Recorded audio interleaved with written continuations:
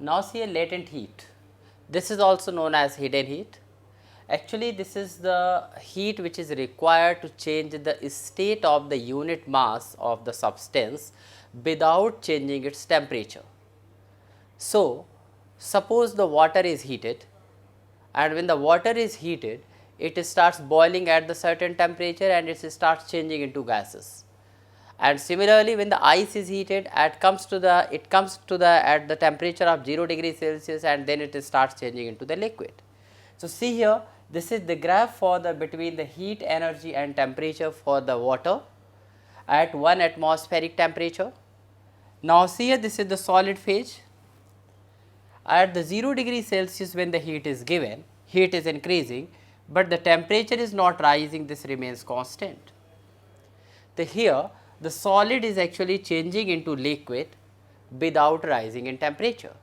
So, whatever the amount of heat energy required to change unit mass of the substance from solid to liquid is known as latent heat of fusion. And now see here, after that, when the whole ice has converted into suppose water or the liquid, again it is heated, temperature rises, and this temperature reaches to 100 degrees Celsius. Again you see here, when the temperature is heat is increased, but the temperature does not rise. This temperature is known as boiling point of the water. At this temperature, whatever the heat is given to the liquid, it only used to change the state of the matter. So, here the amount of heat required to change the liquid into gases that is of unit mass is known as latent heat of vaporization, and this is here after that is here the gas or the vapor. So, this can be written here Q is equal to m into L, where L is the latent heat of the body.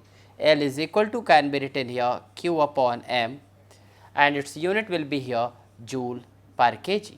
So, latent heat has unit joule per kg. It is for the latent heat of fusion and latent heat of vaporization. Now, see here, for the different materials the value of latent heat is different.